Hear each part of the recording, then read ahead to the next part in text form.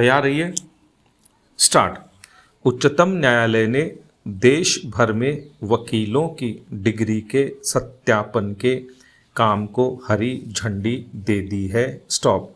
वकीलों की डिग्री के सत्यापन की प्रक्रिया की देखरेख के लिए एक उच्चाधिकार प्राप्त समिति का गठन भी कर दिया गया है। स्टॉप।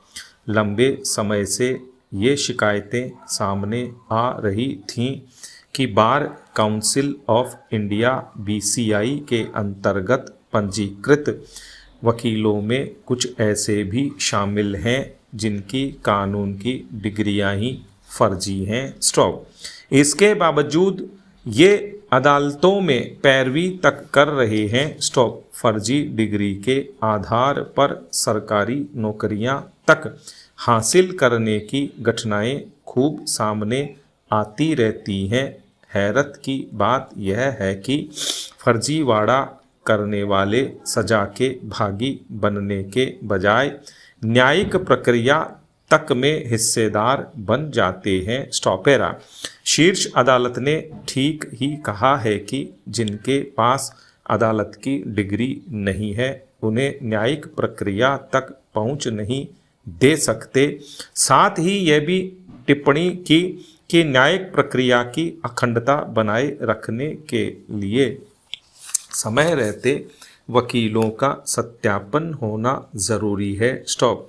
BCI यूँ तो वर्ष 2015 में ही वकीलों के सत्यापन से जुड़ा नियम लागू कर चुकी थी। स्टॉप। लेकिन सत्यापन में आ रही समस्याओं को देखते हुए सुप्रीम कोर्ट ने नए निर्देश जारी किए हैं। स्टॉप। उम्मीद की जानी चाहिए कि जांच प्रक्रिया के दौरान न्यायिक प्रक्रिया के हिस्सेदार बने अवांछित लोगों को बाहर किया जा सकेगा। स्टॉप।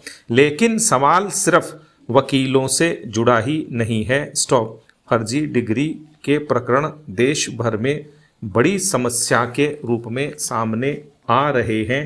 स्टॉप। इसकी बड़ी वजह यह भी है कि फर्जी शिक्षण संस्थाएं तक कुकुरमुत्ते की तरह पनपती जा रही हैं जो बेरोजगारों को ठगने का काम भी खूब करती हैं। यह बात भी सही है कि सत्यापन की प्रक्रिया समय रहते हो जाए तो फर्जी डिग्री व अन्य प्रमाण पत्रों का सहारा लेने वालों तक आसानी से पहुंचा जा सकता है।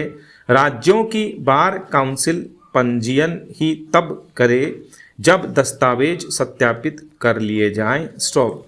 BCI के नए प्रावधानों के बाद कुछ राज्यों ने ऐसी शुरुआत की भी है। स्टॉप।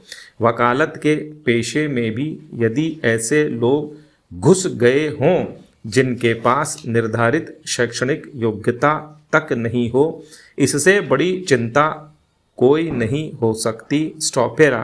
वकील हो या डॉक्टर या फिर किसी अन्य पेशे से जुड़े लोग या फिर सरकारी व निजी क्षेत्र में नौकरी चाहने वाले। स्टॉप। पंजीकरण अथवा नौकरी देने के साथ ही डिग्रियों के सत्यापन की पुख्ता प्रक्रिया शुरू हो जानी चाहिए। स्टॉप। ऐसा हुआ तो फर्जी डिग्री बांटने वाली संस्थाओं पर शिकंजा भी कसा जा सकेगा। स्टॉप। पैरा। कोरोना के नए वेरिएंट के घातक नहीं होने की बात भले ही कही जा रही हो, लेकिन संक्रमण के बढ़ते मामले चिंता पैदा करने वाले ही हैं। स्टॉप।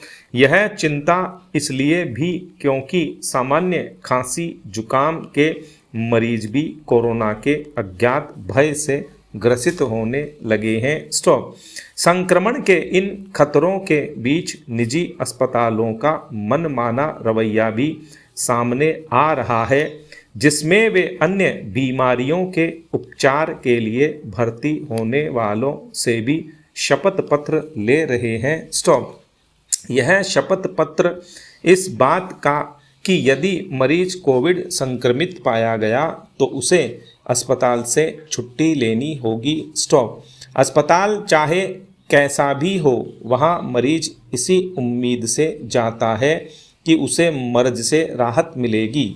भला कोई यह अनुमान कैसे लगा सकता है कि वह जिसे खांसी जुकाम समझ रहा है वह कोविड का संक्रमण भी हो सकता है। स्टॉप।